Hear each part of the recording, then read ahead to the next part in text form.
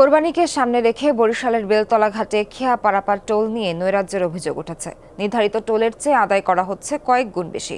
ইজারাদারদের কাছে জিম্মি হাজার হাজার মানুষ, তবে সব জেনেও নিশ্চুপ জেলা পরিষদ।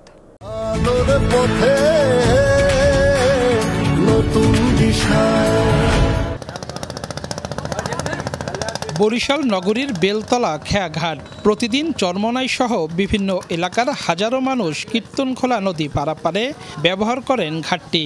উৎসব পার্বণের সময় যাত্রী সংখ্যা বেড়ে যায় কয়েক গুণ, বাড়িয়ে দেওয়া হয় খেয়া ভাড়াও। 8 টাকা ভাড়া ছিল, আজকে 10 টাকা করে রাখতে আছে। সব জুলুম। যাত্রীরা বেশি হয় তখনই ওরা এই সমস্যাটা 2 টাকা বাড়াই গেলে কোরবানি এলে এটা পরবারে সিন্ডিকেট একটা করি, বা যেমন মফেল এলে সরমনেরা একটা করি সিন্ডিকেট। দক্ষিণাঞ্চলের অন্যতম বড় পশুর হাটগুলোর মধ্যে একটি বসে কীর্তনখোলা নদীর পূর্ব প্রান্ত চরমনাইতে। কোরবানির পশু কিনতে প্রতিদিন বহু মানুষ ভিড় করছেন সেখানে। যাত্রীদের অভিযোগ, টোলের বিপরীতে বাড়তি টাকা আদায় করছে ইজারাদার।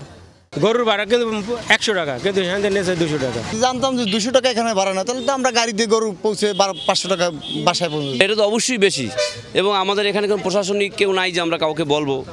এ ব্যাপারে জানতে যোগাযোগ করেও পাওয়া যায়নি ইজারাদার রিয়াজ মাতুব্বরকে। বেশি ভাড়া আদায়ের অভিযোগ অস্বীকার করছেন তার প্রতিনিধিরা। 8 টাকাই তো ভাড়া নেওয়া হয়, ভাড়া 8 টাকাই আমরা কাটি। 200 টাকাও দিয়েছে, 120 টাকাও দিয়েছে, আবার কেউ 150 টাকাও দিয়েছে। এটা কারোর সাথে জুলুম করা হয়নি। যদিও তদারকি প্রতিষ্ঠান জেলা পরিষদ বলছে ইজারাদারকে সতর্ক করা হয়েছে। মিরগঞ্জ এবং বেলতলা খেয়াঘাট নিয়ে কিছু অভিযোগ আছে যে ঈদের সময়, বিশেষ করে ঈদের সময় আসলে অভিযোগটা একটু বেশি হয়, তো সেইভাবে তাদেরকে সতর্ক করা হয়েছে।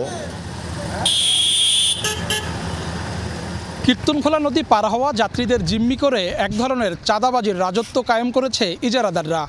বছরের পর বছর ধরে চলে আসছে এই জিম্মি দশা।